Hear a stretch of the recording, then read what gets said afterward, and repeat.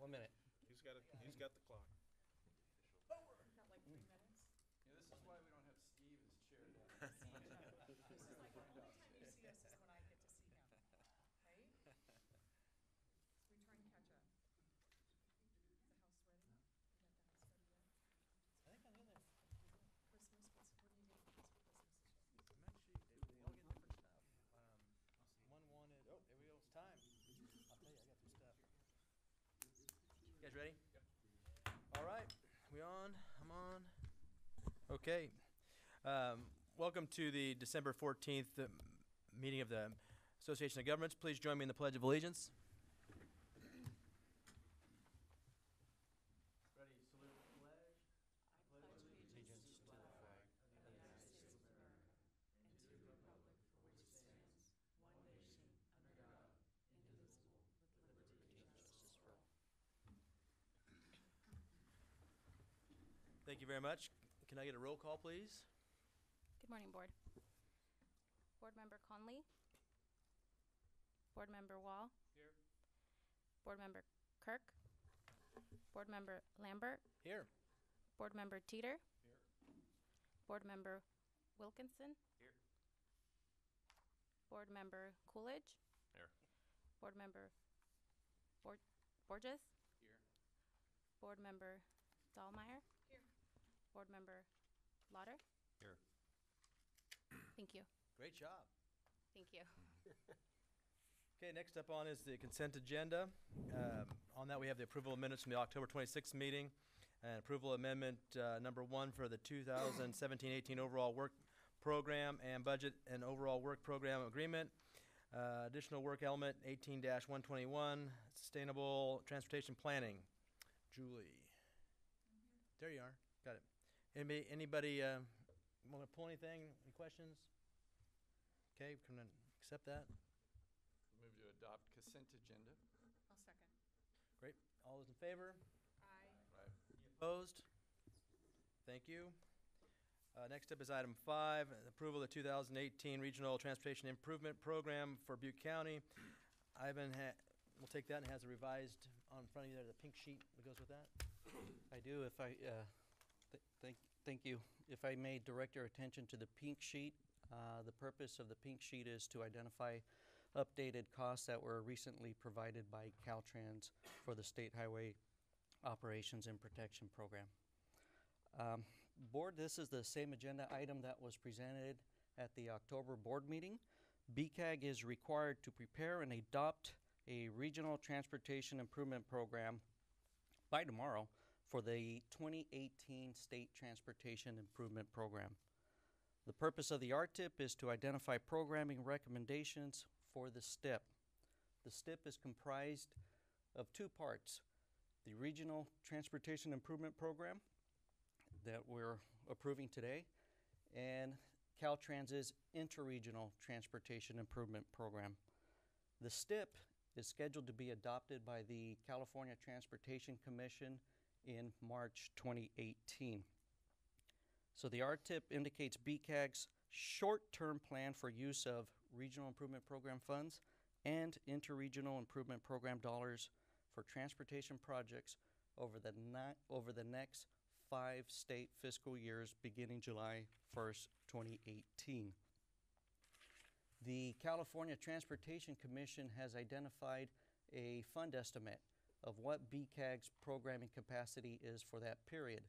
They've identified a minimum target and a maximum target that ranges from $11.5 million to $15.1 million for RIP funds in Butte County.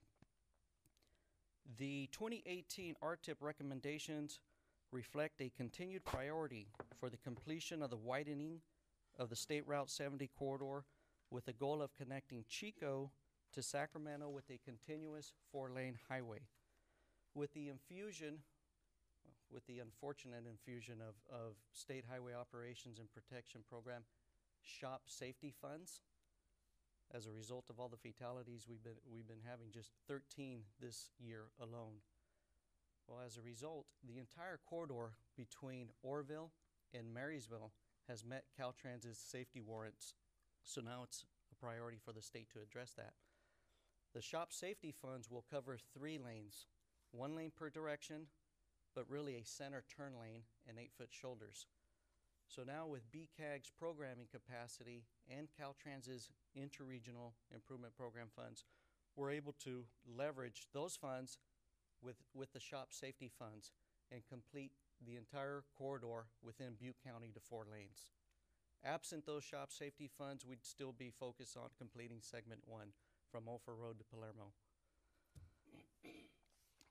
The RTIP was developed with each of the board's respective public works director, BCAG's Transportation Advisory Committee, and we received unanimous support for the approval of the RTIP document.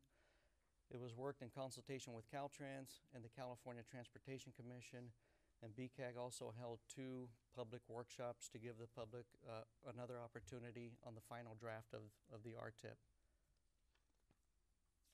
The table 1 on the second page of your agenda item identifies a summary of the 2018 RTIP recommendations.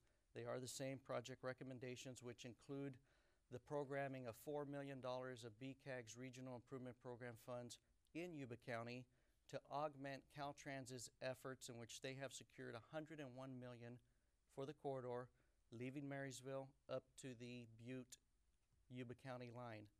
However, they cannot, their environmental document cannot look at a 5-lane footprint. 2 lanes per direction, a center turn lane. They are required to just stay focused on that 3. The $4 million will enable them to expand the scope of that environmental document only. So that in having that environmental document really is a big step in being able to secure the other federal or state grant funds to complete the entire corridor and have that continuity that we've been focused on since 1988. In the agenda, in addition, the agenda item has the supplemental project information on each project, but also identifies the extensive planning effort undertaken since 1988. So this isn't a surprise. This is something that BCAG has been working on for over 20 years. At the October 26, 2017 board meeting, Vice Chair Jones requested staff prepare a formal letter to Yuba County and the Sacramento Area Council of Governments to reimburse BCAG in a future STIP cycle for $2 million, for half of the $4 million commitment. As I just said, the California Transportation Commission is scheduled to adopt in March. We have strong support from Caltrans headquarters and the commission staff. They know it's coming, and they recognize this as an opportunity to leverage those shop safety funds with BCAG and Caltrans to get the entire corridor done. They're scheduled to adopt in March. Once it's adopted, the STIP is adopted, then staff will most definitely request a reimbursement of $2 million from Yuba County and SACOG. Staff recommends the BCAG Board of Directors adopt the 2018 RTIP by Resolution 2017-18-12. This resolution also authorizes staff to make any necessary technical corrections and minor modifications to ensure timely state approval. And that's the result because funding's always being tweaked a little bit. But the projects have not wavered. I will gladly motion to approve. I have questions. Yep. Yes, sir. I have questions. Let's hold that for a minute. We have some questions first. We can do that. Yeah. Good. All right. Is this on? I can't even tell. Okay, good enough. In terms of the corridor vision in 1988, when was that actually, like, how was that actually established? So it was the State Route 7099 corridor study, which was started in 1988 at the direction of the California Transportation Commission. That study was prepared in consultation with BCAG, Sacramento Area Council of Governments, Caltrans, Yuba County, Sutter County. So they went through a study process over about a 2-year period to look at the 99 and 70 quarters to determine which should be improved to a 4-lane facility in the future. After extensive public meetings and study, it was determined that the Highway 70 corridor would be the primary corridor to be improved to 4 lanes. So that plan was adopted by BCAG, SACOG, and Caltrans in 1990. And so that's kind of been the document leading for these projects that have been funded, about 14 total since 1990 to improve Highway 70. Just concerns me because that was, I was 16 when that was adopted. Right. Things have changed pretty substantially. There's been a So- goal to connect all of California's urbanized areas in California to the state's minimum 4-lane highway infrastructure system. Sure. Um, I guess my question is how much during that discussion, if we know, was 32 over to I-5 discussed? That's, to my knowledge, that's not been something raised to be studied again. This, the projects that have been funded were focused on Highway 70 for the last 20 years, as Yvonne said, and they've been done as funding permits. Highway 32 never came up, to my knowledge, as another alternative route. The reason why I say that is because from everything that I've ever read is Chico's the largest city in the United States not connected to an interstate highway. Chico is the largest urbanized area not served by the state's continuous 4-lane highway system. And I actually believe that's throughout the entire United States, Right. not being connected to an interstate. Wow. So almost every single town, if you look at it, is connected to an interstate that's this size. I think the focus of the study at the time, and again, we weren't here when that study was Sure. done, but it was to connect Chico to Sacramento, and that most of the traffic flow, goods movement, trucking, and commuting occurs both down the 70-99 corridor. They don't have the funding to do all of the projects. Ideally, we would like 99, 74 lane. Awesome to have 32 as well, but with limited funding, we've had to focus on one quarter at a time, unfortunately. Right. And unfortunately, it takes a long time to get these big highway projects done. There's a lot of issues with right-of-way. There are a lot of environmental issues that delay projects. It's a slow process. Yeah, and, I guess what I'm trying to understand here is, if we have 30 years that have gone by since we actually analyzed this, it just, it seems like it's a little outdated. And I realize I realize the fatalities on 70 are definitely priority for Butte County, and I completely understand that. But we do have fatalities other locations too. Yes, we do. And we're just pushing the problem south. I mean, what's the timeline on Yuba County doing anything? Right now, our projects, if approved and funded, they would start in 2019, 2020, working southward. The shop projects are probably going to start sometime in 2022, and that's just because of where they are in the project development process. So they're just starting the environmental process for those projects in Yuba County. We've completed the environmental process for our projects, or we'll have that completed in March of next year. We've been working on them for about 4 years. So again, because of funding constraints, projects are segmented, and in this case, the quarter's broken into 6 segments. We're doing what money allows us to do. That's why it's taken 20 plus years to work from Sacramento, us kind of working south, is just, the funding that's available at the time allows you to only go so far down the highway to widen it. Yeah, I guess my concern is when you look into Yuba County and moving past, first off, Marysville is just a complete mess. Right. And I don't think there's any way around that without literally billions of dollars. Since it is just kind of pushing the problem south, do we know, that funding I can't imagine will even happen in the next 20 years. The STIP is updated every 2 years, and the next cycle will be in 2020.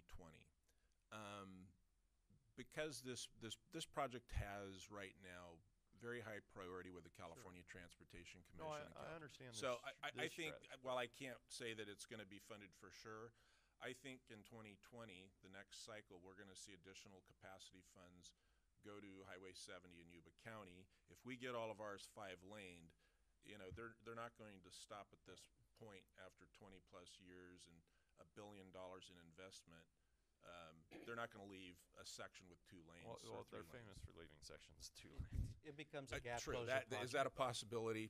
Sure. You know, I can't imagine a Wheatland bypass happening in my lifetime, maybe. Right. So, and it's just, you know, I mean, I realize that we have a problem, but pushing that problem south doesn't necessarily always make sense to me. So, and I think as you push more, you know, you send more people on 70, and they expect when they get to Marysville, they're going to have free travel. But, you know, you hit 65, which a lot of those routes, I'm sure a lot of those people are heading to Roseville. It's a mess. Yeah. And it's one of the, you know, dangerous corridors too. Yeah. And there's no sign of it. And unfortunately, it is a frustrating process because, as I said, you know, we're constrained by available funds to do things. Sure. We did originally, as listed in the list of studies that have been done over the past, we did originally look at a bypass from Oroville to Marysville. But as we got underway with that study, you know, about 2 years into it, what we were identifying is that it was going to cost about $800 million to build another 2-lane roadway parallel to the existing 70 that was going to be fought by environmentalists, was going to be fought by the duck club owners. So it got to the point where you get back to, let's look at the existing facility and widen and improve it. The same thing's been done on Highway 99 south of Yuba City. Had a lot of fatalities. You got a lot of commuters out there. Our corridor's a little more unique in that 21-mile segment between Oroville and Marysville, we have a lot of commuters going south. We have a lot of commuters coming up to Butte County. You've got 230-plus driveways, private driveways, actually accessing residents, businesses, agricultural facilities. You've got ag equipment on there.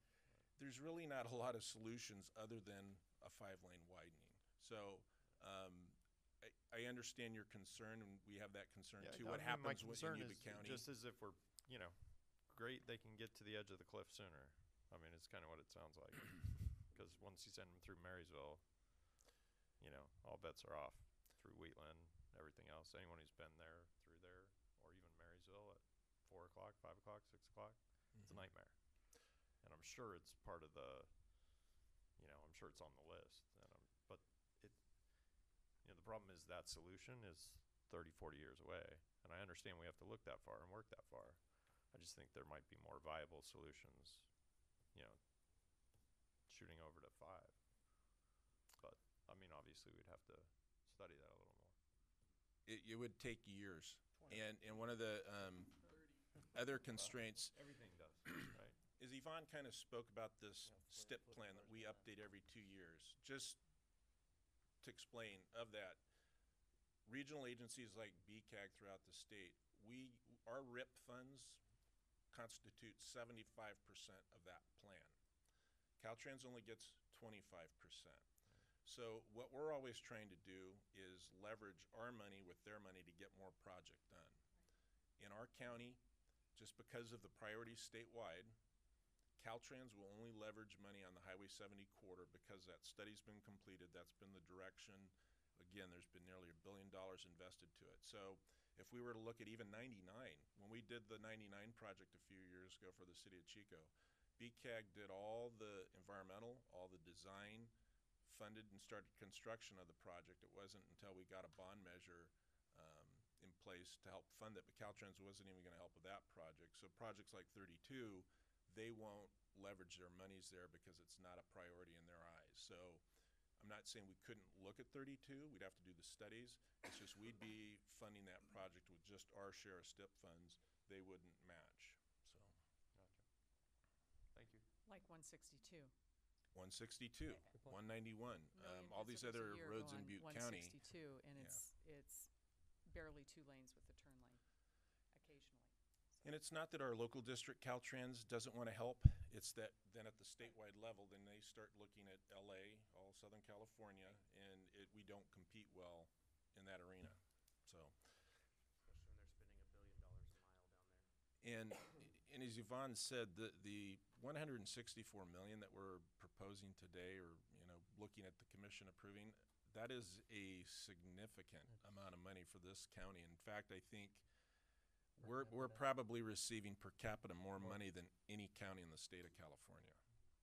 So I can only say, in, I guess, in response to Councilmember Coolidge's comments, that it does kind of put pressure on Caltrans and Yuba County to finish that project in their county. But again, we're so far into this, the state, the commission, I don't expect them to withdraw future funding allocations to complete this quarter, which has been underway for 20 plus years. It's got to get done.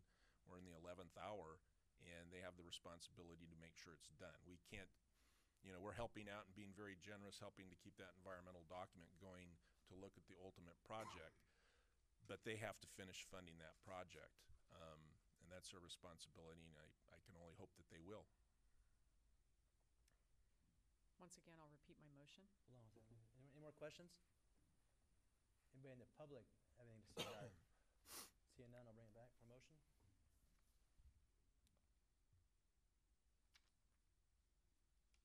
You want me to say it again? Please. I motion to approve item number 5. Okay, we got a motion and a second. All those in favor, please signify by saying aye. Aye. Opposed? No. We've got one. Okay. Thank you very much. It passes. Next up is item number 6, BCAG Board of Directors authorization to direct staff to apply for funding for the Butte County Intercity Commuter Bus Service. John, you doing that one? I am. Okay.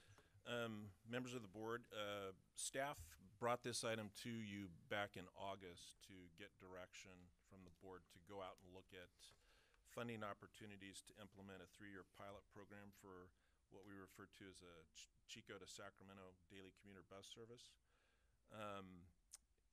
This project comes from a study that we prepared back in the 2013-14 fiscal year, and it had been something that we'd really from public feedback and people that do commute asked us to look at whether or not it would be feasible to implement a daily commuter bus service between Chico and Sacramento to help with people that commute and to provide an alternative transportation source for their use. What the study concluded, kind of to a little of our surprise, was that we do have a lot of Butte County residents that commute between our county and Sacramento. Census data indicates that there are about 3,000 daily commuters to Sacramento County, another 1,600 to Sutter County, about 1,000 to Yuba County, so that's a little over 5,000. Of the people commuting to Sacramento County, about 1,500 commute to the city of Sacramento, and about 700 to the downtown area. Was our conclusion that a lot of these people are employed by various state agencies. In looking at if we had a bus service operating Monday through Friday, we estimated that there would be about 70 to 80 one-way trips from Chico to Sacramento and about 50 to 60 round trips. We came up with a proposed service which would include 2 AM bus runs leaving Chico, one going through Oroville, Marysville, then into Sacramento, another possibly going down 99 into Gridley, Live Oak, and then Yuba City, Sacramento. We estimated that we would have enough ridership that we would get about a 40% fare box recovery ratio, which is pretty good. If you look at our current fixed route commuter service, or not commuter service, just regular transit service, we get about a 20% fare box recovery ratio. But at the time we did the study, there weren't really funding programs out there to help fund a service like this. So in August, we told the board that there are now programs, both under Senate Bill 1, which was passed earlier this year, under the Cap and Trade program, which was extended also this year. So we looked at a couple programs. One of them is the Transit Intercity Capital Rail program. That program is to fund capital needs for projects such as ours. So staff is proposing that we submit a grant to that program for about $3.5 million to acquire buses, 3 coach buses that could provide this commuter service daily.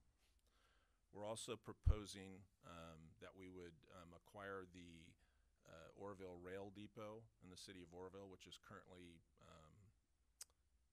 empty and for sale. The reason we would want to acquire that is that we would use that as an interim park and ride facility, but I've also had discussions with the San Joaquin JPA who runs the San Joaquin daily train service. They are interested in extending service up here, I think, in the next 5 years. I'll talk a little bit more about that in the memo. Also, we would submit for operating funds a almost $2 million application to Caltrans's what they call LC TOP, or Low Carbon Transit Operating Program, for the operating cost of the service. On table 2, on page 2, just page 2, there's a table that identifies the line item costs for our overall proposed 3-year pilot program. And these are in 3-year costs. So we would be applying for, as I said, collectively about $5.3 million in capital and operating funds for buses, other expenses, the Orville Rail Depot. I did indicate a local contribution of about $300,000 or about $100,000 a year from our LTF funds, just to show some level of local contribution. However, I'm looking at the fare revenues, which we estimate would be around $395,000 over that 3-year period. It's probable that we wouldn't need to use any local funds, and also I think the low carbon transit operating program would cover pretty much all of the operating costs, but as I said, in an application it's always good to show some level of local funding. We've also reviewed and coordinated this proposal with the SAC Regional Transit Agency. They support it. Yuba Sutter Transit Agency, they support it. We've had meetings with Cal STA, or the California State Transportation Agency. They are over Caltrans and over the programs I mentioned, the TIRCP, the LC TOP program. They seem receptive to our project. So regarding the rail linkage, earlier this year, I had an opportunity to meet with folks from the San Joaquin JPA, and that's the organization that manages the operations for the San Joaquin daily train service that operates between Bakersfield and Stockton. They are in the process of putting together an expansion plan to run service to Marysville.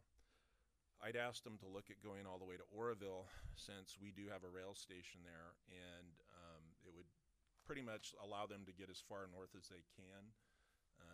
The rail lines right over to the west of us here that go through Chico, those are currently too impacted by freight service, so the addition of passenger rail service there is really not likely.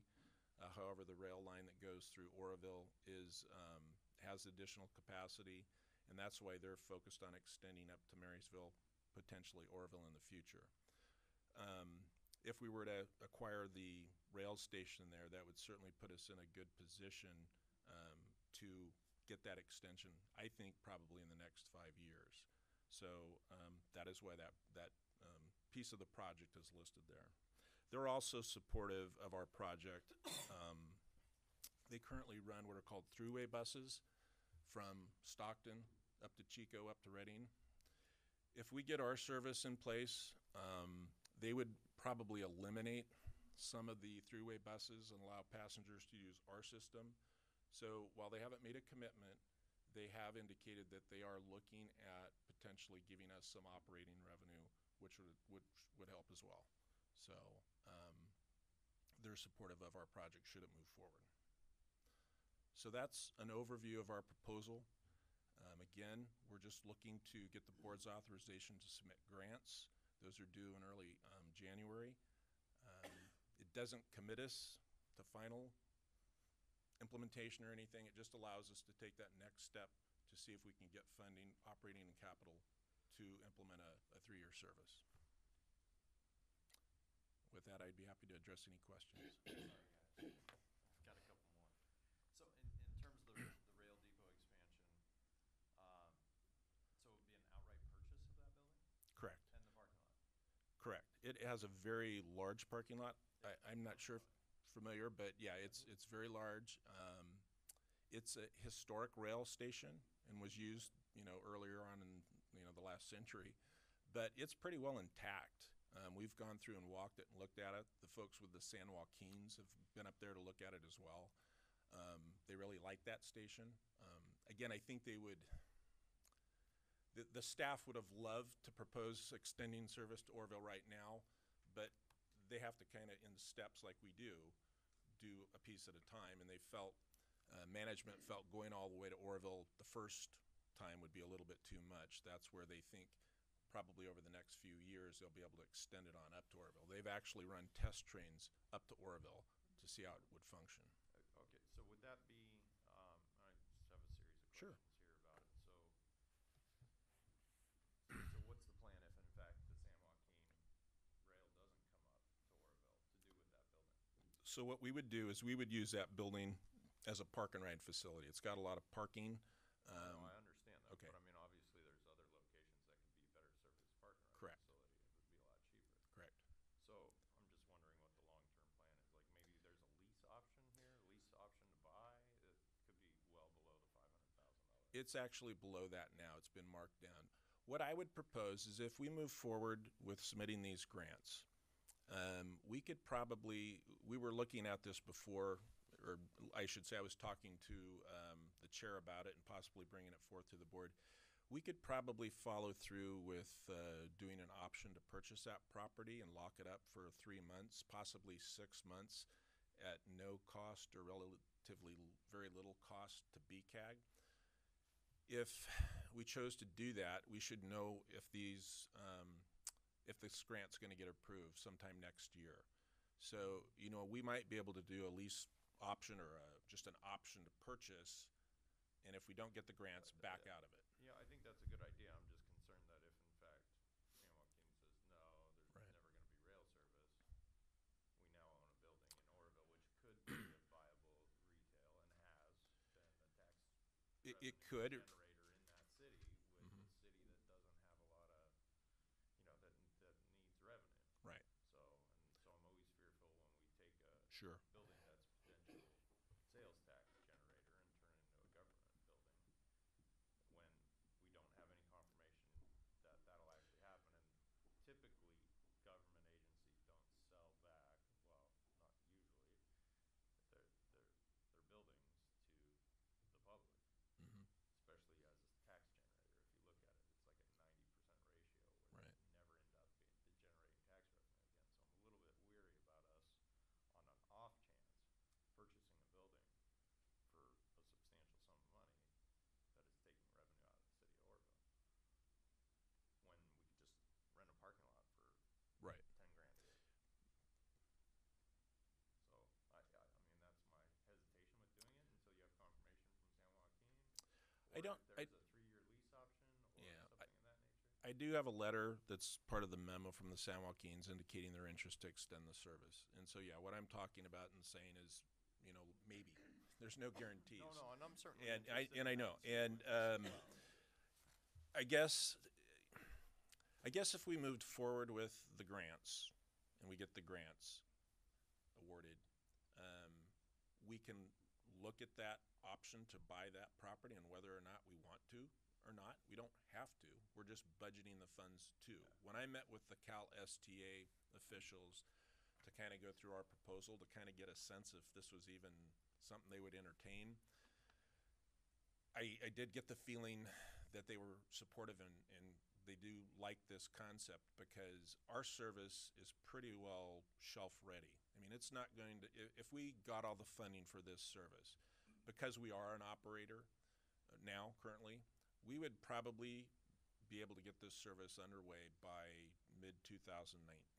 It's really just ordering the buses, getting those, and then whatever signage, fare stuff that have to be done. It's a pretty shelf-ready project. So, and they liked the fact, as I indicated in my memo too, you know, part of our requirements as a federal state designated transportation agency is to reduce greenhouse gas emissions and vehicle miles traveled. Our preliminary analysis shows that this will reduce VMT by over 3 million plus miles, and it'll reduce greenhouse gases by about 1,200 metric tons. So they like that part of it as well.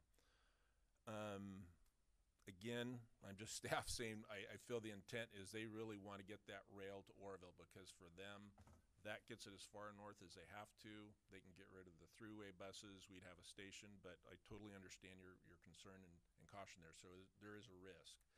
But If the board authorizes us to move forward with these grants, we could do that.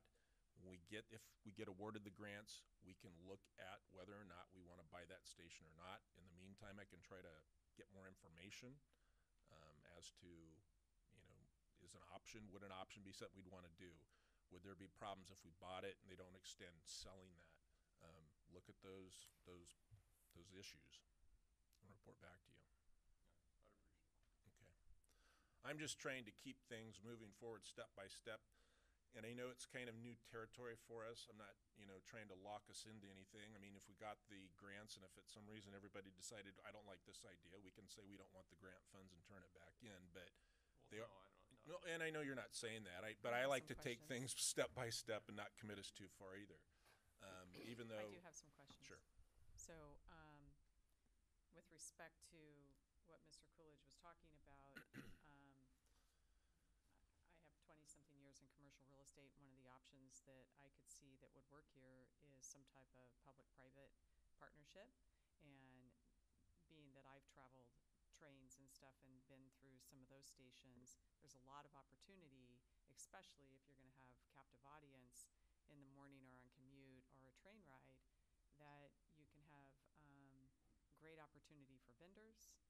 And so I don't see this as a deterrent. In my community, certainly, I see it as a plus, especially being that it's a historic train depot. The building is actually very sound. There's a lot of things that could be done to it, from a great coffee shop to breakfast, lunch, possibly even dinner. Vendors that have an opportunity to do pop-ups, because I certainly would rather do that than wait in a parking lot for a train or a bus. So I see it being used for either, and certainly look forward to having this conversation continue over the next 5 years. So, but that's an option too. Is there any other questions or concerns? Okay, Ray? Bus service to Sacramento. So how much is Butte County gonna pay for that? 60%, is that what you said? No. As I listed in the line item cost, we're going to be applying for the low carbon transit operating program, and we're going to be asking for 1.9 to $2 million in funds for that project. So that would cover the operating cost. I think it would cover the cost. I did list a 300,000 annual. Well, it's 100,000 annually. 3,000 over the 3-year period would be contributed by Butte Regional Transit and local funding. And I did that because typically when you submit applications, you try to show some level of local funding. But I feel that based on the LC top funds, which really those monies are intended to come to Butte County, we have to go through an application process for them. We've talked to them, so those monies will come through. They're the same monies we're actually using to fund that service out to the Chico Airport right now. That was a project that's totally funded. That's not a operational cost burden to the cities or the county. So I'm trying to do the same with this service, not to put us in a position where we're using our local funds to fund operating. I think between the fares, I think between potentially revenue we might get from the San Joaquin JPA, I think and the LC top funds will have enough to cover the operating, but obviously I can't guarantee that. That's why I put a suggestion to put $100,000 a year should there be a need to use some of those funds if fare revenues aren't coming through. But as staff has proposed, the most we would be out regionally would be about $300,000 over the 3-year period.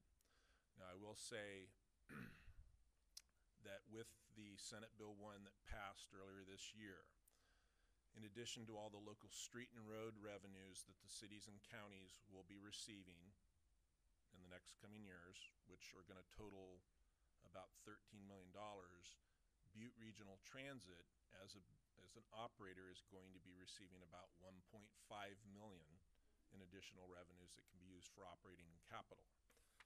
The benefit there is that there's going to be a positive impact to the cities and counties, and that you'll have more of your local transportation funds or these LTF funds that won't need to go to transit because we're getting that additional operating money. So we're going to be getting $1.5 million new revenues in, I'm talking about budgeting 300,000 over the next 3 years I have for, a question. for that. You said SB1, that's. Senate Bill 1. That's the fuel tax. That's the fuel tax increase on gasoline. How much is that gonna go to the bullet train that Jerry Brown wants to do? All the I- flat ground between the hills, the cheapest part. When you hit the hills is where you get the money really, that's where all the expense is. Yeah. So they're gonna put the flat stuff in first, and then when they get to the mountains, or the grapevine, then that's gonna be twice as much money, or 3 times as much money, and they're gonna raise the taxes again, because, the diesel tax went up 24 cents a gallon. Mhm. And everything we buy either comes on a diesel train or diesel truck. And people see the 10 cents a gallon on gas, and they don't realize that all their clothing, their food, everything they buy is gonna go up because of that 24 cents a gallon, and that's Right. quite a bit. Right. That's 8, 9, 10% on the diesel, so I don't know how much is that gonna go to the. I don't know off the top of my head. I can find that out and get that information back to you, how much is going to the train service. I personally, as a transportation planner, don't see that service really being justified, but that doesn't really matter what I think, but I can find out how much is. And the other thing to keep in mind too, is this is, I know, a sensitive issue, the gas tax increase, the diesel increase. We sent out an information email a couple weeks ago just to let you know what we will be receiving under SB1. That total is about 13 million a year, or with all the projects that we're looking at getting programmed, just over 10 years, about $370 million. That's pretty significant. For the first time, cities and counties are going to have annual allocations to do pothole repair, maintenance, and so forth. Now, there is an effort to get a ballot measure to repeal SB1 on the ballot for November 2018. If that's successful, if the voters decide they don't want the gas tax and vote it down, all this goes away.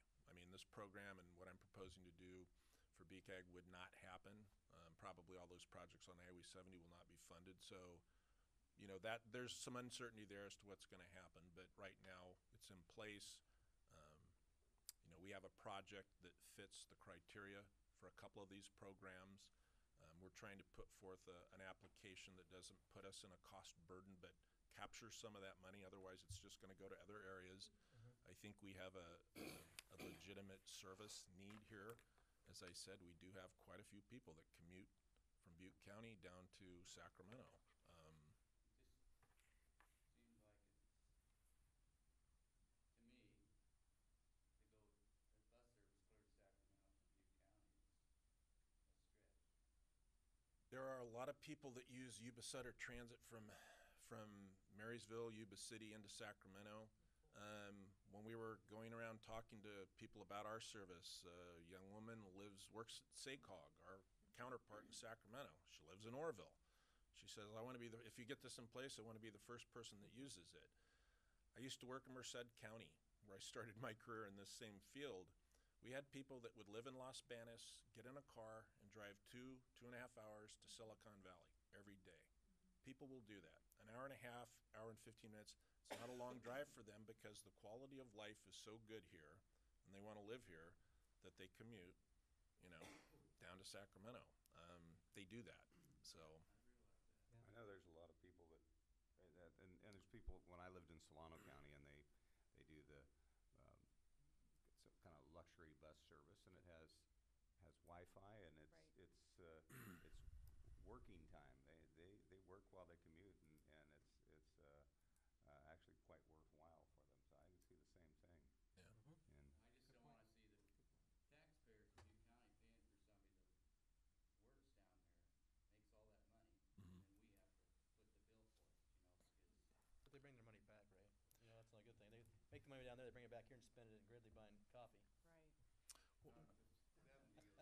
And again, as proposed, these grant programs are in place for these types of projects. And if we don't want to pursue getting them, then they'll go somewhere. I understand, and I'm just trying to make it very clear that we're not trying to subsidize people out there. But again, we're also under these state and federal mandates to reduce VMT, greenhouse gas emissions. Those are things we have to do, and they have to be documented in our plan. This is one measure to address that, but also provide a service to citizens here in Butte County to get them to work, maybe a little safer. So At this time, even Orville Hospital has their own private shuttle back and forth because so many of the doctors and staff at the hospital commute from Roseville, other areas in Sacramento, up Well, to yeah. Orville. And if you're out there on Highway 99 or 70 about 5:30 in the morning, you see the traffic, and it's pretty unbelievable. And these accidents we've had on Highway 70, a lot of those are commuters. So there is a need. We have a potential solution in part, to address some of that. And again, it's up to the board as to whether or not they want to do that or have staff move forward. And again, moving forward just allows us to get the grant applications in. I'm trying to take this step by step and make everybody comfortable. That doesn't commit us to this. If we get awarded, then we'll assess things at that time. Again, we can back out of this at any time. I just don't want to lose the opportunity with this funding cycle not to apply. Okay. Is there any more questions of John? Two very quick ones. Yeah, Nathan? if you don't mind. What is the estimated life cycle of the 3 coaches? Oh, they're about 12 years or more. 12 years. And then what are we estimating the annual operating costs? I think it's probably about 1.8 million. And I'm listed down there about 1.9 million. I've got the numbers up. Sometimes, too, when you submit a grant, they go a little low. So I'm, kind of escalating some of those numbers. But I think our operating costs are about 1.7, 1.8. So if the grant goes away, we're looking at about a 10% recoupment on fare? If the grants go away, we will stop the service. Thank you. Any other questions? Any of the public? Okay, with that, I'll close this portion up and give direction, I guess. You want a motion for that? Yes. I'll entertain a mo- Second. So moved and second. All those in favor? Aye. Any of those opposed? Thank you. You got direction? Okay. Yep, find the money. Next up is approval of proposed fare increase for Butte Regional Transit paratransit services. Jim's doing that one? Yes. All right, Jim. Good morning, Board. We look at the fares every 3 years or so to see if we need to look at doing an increase. Actually brought this item before the board at the last meeting just as an information item to let them know I'm coming back this month as hopefully an action item. We, in looking at the fares, we have certain requirements from TDA that we need to maintain. For the urban fixed route, it's a 20% requirement. And for the rural fixed route and the paratransits, it's a 10% fare box recovery. Recently, during the most recent fiscal year, the 16-17 fiscal year, the urban paratransit barely made their 10% recovery ratio, while the rural paratransit fell below that required ratio. This places the service in a grace period with TDA for 1 year. If the service does not meet the requirements this fiscal year, then we incur a penalty and will be assessed. It basically will be a reduction in our TDA funding, which would also therefore increase the amount the jurisdictions need to pay to operate the service. There's also a chance that if that happens and we had to make cuts in the service, it would affect those who ride the service, and namely the seniors. Since this is mandated for ADA, you cannot cut service at ADA, so if we need to cut service, it would cut it to the seniors. Those 70 and older would not be able to participate if we have to do that. In an effort to avoid this penalty, we're recommending that the fare be increased as soon as possible so that we can meet it this fiscal year. We're recommending an effective date of January 10th. Right now, ADA allows the paratransit fare to be double the base fixed route fare. Our base fixed route fare is $1.50, which means that the paratransit fare can be up to $3. When we raised the fares 3.5 years, excuse me. When we increased the fares 3.5 years ago, we recommended that at that time the paratransit fare be increased to $3. However, some board members decided they'd rather see just an incremental increase to $2.75, so that's what we raised it to at that time. However, now we see the need to increase it to $3 at this point. So it'd only be going up 25 cents from $2.75 to $3. We estimate that will generate an additional $10,000 to $12,000 for the system for this fiscal year, which should safely keep us well above that 10% threshold. This increase has been approved by the BCAG Transit Administrative Oversight Committee, which the staff members from the various jurisdictions sit on. A notice of this proposed fare increase was placed in all the paratransit vehicles, so the riders are aware that we are asking for this. In addition, if the fare is increased, the basic fare, then part and parcel of that are the fares that fall in line with that. We have a same-day fare, we have supplemental zone fares, and they will increase in accordance with the base fare. But mainly right now, the thing we're bringing before the board and asking for approval is to increase the paratransit fare beginning next month from $2.75 to $3. Any questions or concerns? I remember this coming up, and I remember the discussion back then. I also remember, if I'm recalling correctly, that you anticipated if we didn't move to the 3 that this would happen. And so here we are. Yep. And so You remember well. Okay, is there any concerns or questions from the audience? Public, any? Okay, I'll close that and bring it back to the wishes of the board. So moved. second, Okay, moved in second. All those in favor? aye. You can get some ayes out of you? Yes. Any negatives? Any noes? No. 2 noes. Okay. Thank you. Next up is item number 8, which is the Butte Regional Transit B-Line first quarter report, fiscal year 2017-18. And Jim's gonna do that also. Get some water down, Jim. As you know, we like to, on a quarterly basis, come before the board and take a look at the system just to let you know what the status of it is. And also it helps us in preparing this. If there's anything that we need to address, it brings it to our attention. What we do is we break it down into 4 different aspects. We do the 2 fixed routes, rural and urban, and the 2 paratransits, rural and urban. Right now, the rural fixed route has a 10% fare box recovery, and it is operating at just under 19%. Ridership for the quarter was down in comparison to the previous year's quarter. The expenditures were 25% of the budget, as was fare box revenue. So it's right on target.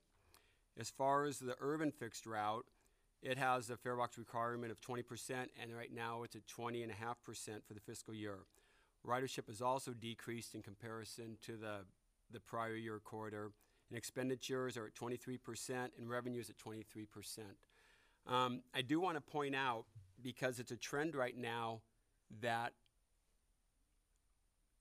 fixed route ridership on public transit is decreasing.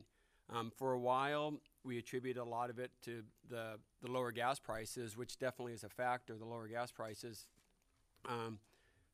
means more people drive and less people take the bus. However, it's not just that. Even with gas prices starting to increase a little bit, there's still a decline in ridership. It is not just a local phenomenon. We have found out through the American Public Transportation Association, it's called APTA, and they're the lead agency for public transportation in the United States. They are actually having a workshop next week, which I'm going to be attending, and it's talking about why ridership nationwide is trending down. Like I said, so it's not just something here locally. You know, the current demographics and economic trends favor growing public transit ridership. However, there's other factors holding that back, and so they've identified certain factors why it's not increasing the way we expect it and ways we can mitigate that. So I'm looking forward to attend that. But anyway, I just want to bring that up to let you know that it's not just in Butte County that is seeing public transit or fixed route ridership decreasing. As far as the paratransit system, as I just mentioned in the previous item, the fare box ratio is at 10%. For the rural fixed route, we are, for the first quarter, we barely made that 10%. We were at 10.5%. Ridership was on par with the last fiscal year's quarter. However, the efficiency of the system was at an all-time high at 3.7%, which is a key factor here because we're barely making the 10%, but efficiency's at its record high. So if we weren't having record efficiency, then we wouldn't be making that 10%. So we're lucky we made it this time, and thus the need for the fare increase from the last item. The expenditures are at 22% of the annual budget, and the passenger fares are coming in at 23%. In the urban paratransit, right now it's at 10.6%. Ridership is level to the prior year's quarter, and the passengers per hour is meeting 3.6%, which is a very good, efficient number. Anything over 3% is considered an excellent number. So we are being very efficient with our service. Expenditures are coming in at expectation at 24% of the annual budget, and the revenue is on pace at 26%. The other thing we look at is accidents and complaints. Our accidents for the corridor was at a ratio of 1 accident per every 80 or 68,000 miles, which is just a little under our standard of 1 per every 80,000 miles. So we're keeping our eye on that. However, the number of complaints during the last quarter fell well within our ratio, so we were happy with that. Anyway, like I say, it gives us a chance every quarter to really analyze this and catch anything that's going on, and so that's why we bring this to the board. Any questions? Any questions to Jim? Thanks, Jim. Appreciate Thank you. it. Okay, next up is the MAP 21 performance measures, safety, and Brian's gonna do that one. Yeah, morning, Brian. board. Earlier this year, staff informed the board regarding the federal legislation, which requires states and MPOs like BCAG to develop performance measures for several focus areas in transportation. The first of these that are due are safety. MPOs and Caltrans, as well as Federal Highway Administration, have been working together over the past several months to review these measures regarding safety. On August 31st of this year, Caltrans actually approved the first of the measures in safety. Those are included in Table 1. These targets themselves are vision-based. They're actually based on the Strategic Highway Safety Plan.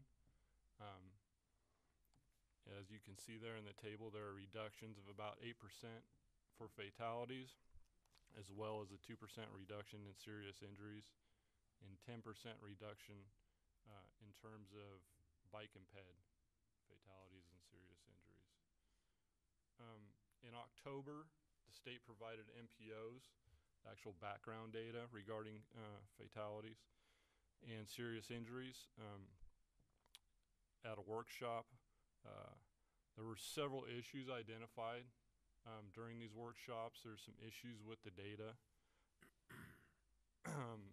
mainly being there's some absence of data for 2016 and some of the more recent years, as well as some unique issues for smaller MPOs. Since we do, in statistical terms, have small sample sizes, very few fatalities and serious injuries, one or two can really move the dial a lot for us annually.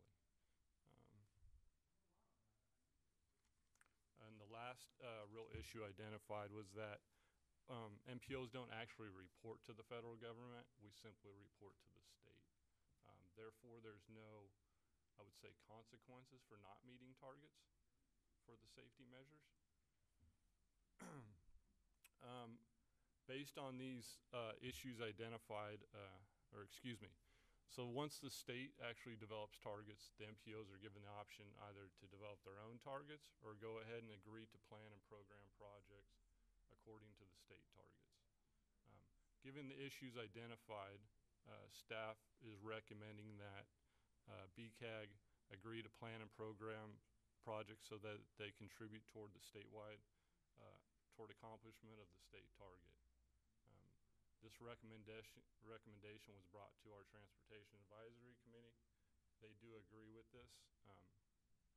Part of this is we will be updating it annually. So every year we go ahead and report, we get the new data, we report to Caltrans, we come back, look at the targets again, decide which direction we'd like to take. So this is a new annual process. With that, staff wanted to bring this to the board's attention. Unless otherwise directed, we'll go ahead and proceed with that and bring it back in the February board meeting for approval. Does anybody have any problems or any questions, Brian? I just had a question in terms of, so is that pretty state standard for determining over a 5-year period? Excuse me? The 5-year average on? Yeah, so that's actually in the legislation. We are to go with a 5-year average when we look at the fatalities and serious injuries. Because if you go year to year, and I'm sure you realize this, it's like it's completely opposite. Yeah, so what it does, it actually smooths out the data yeah. when you go with But the I mean, the serious injuries actually went down from 15 to 16. Yeah. And then the other ones actually went up. Yeah. So, I mean, over a 5-year period. But, yeah, you look at the first two where it's green, it's actually red for the last 3 years. And the other two are the opposite. Yeah. So it's just a little, I mean, I understand that they're figuring it over an average, but yeah, it's that the problem's actually the reverse. It's an attempt to look at a long-term trend. So I think it's something that we'll be seeing. If this progresses, then that's obviously going to reverse over a 5-year period. Yeah, well, it would reverse dramatically, too, and quickly in that 4th year. Yes. Since then your number's plummeting the other direction. Yep. So, yeah.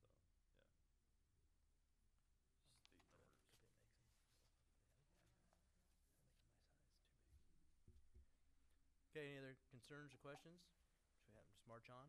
Okay, thank you. Next up is hopefully an easy one on the schedule. Pretty easy one. Pretty easy one. That's just the schedule for our meetings for both BCAG and Butte County Air Quality Management District for 2018 calendar year. Do we? Do you need to approve that? We just kind of No, it's information. We work with Butte County AQMD just to get the dates set. They're pretty much that 4th Thursday, and of course November, December. All right, I just want to make sure. Sorry. Hey, I just real quick. I don't know.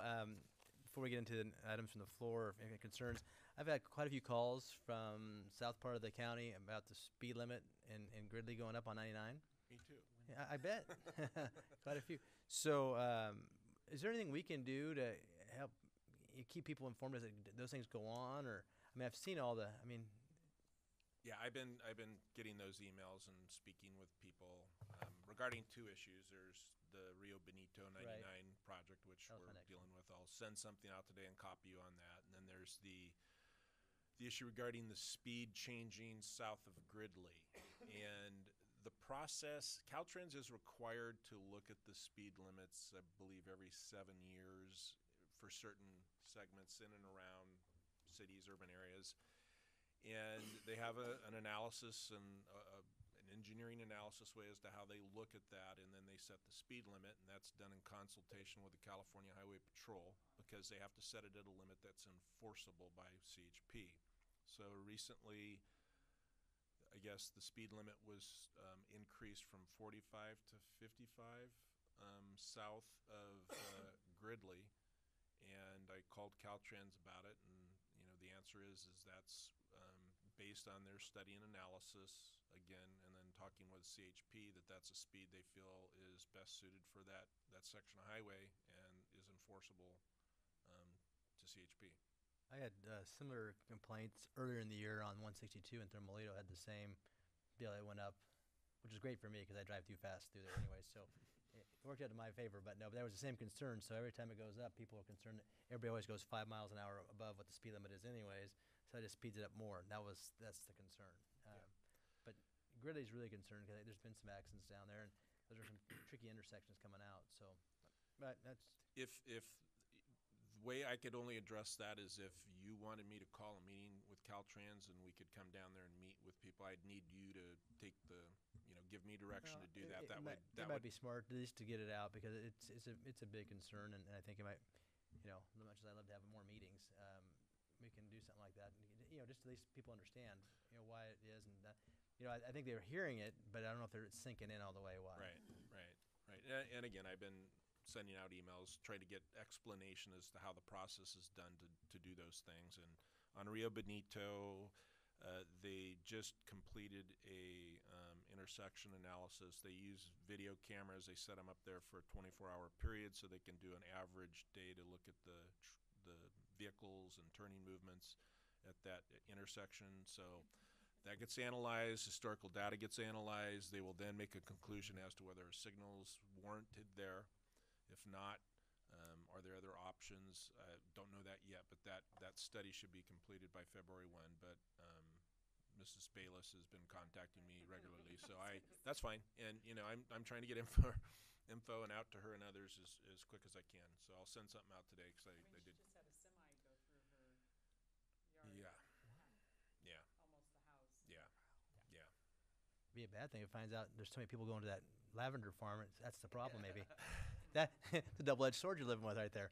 No, yes, okay. Appreciate it. And if any of the board member get, issues, questions on, these similar type things for highway incidents and all that, don't hesitate to contact me because they're going to ask me to deal with that. And I'm trying to take a good picture for you today at the Neal Road intersection. There was a stalled-out car, and car was going around it this morning. I really wanted to.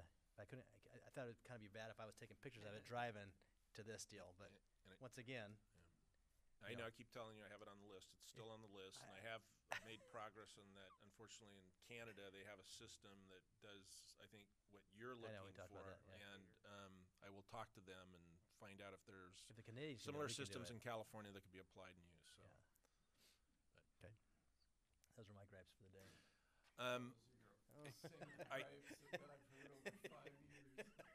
I also just want to make an announcement, if I could. Today is Sylvia's last meeting. Sylvia Narvaez, who's been with us for 6 years. Seems like 30 years, but it's only been 6 years. Today's her last meeting. She's her last day is on January 1st. She will be moving on in her life, moving south. So we are going to miss her. And she's done a great job. She has been someone to interact with you all monthly or on as needed basis. But she's done a great job, great person, and very loyal. Boy, she's there 8 to 5 every day and then some. And she's been a great person to work with. So we're going to miss her. So That bus didn't come soon enough for you, huh? We'll miss you. Thank you. I just want to say thank you. It's been an honor. It's been a pleasure working with all of you. I know some of you have been sitting there since I've been here, so it's been great. Wish you all the best. Thank you, too. we're All trying right, to is make there her any items cry. from out there you want to tell what a great job we're doing as government officials or anything? Steve, come on. Come on, you're keeping it down. It's Christmas. Yeah. You could say Great job something chairing. nice. Well, with that, you all have a very Merry Christmas and Happy Hanukkah. That's what we're going through now, huh?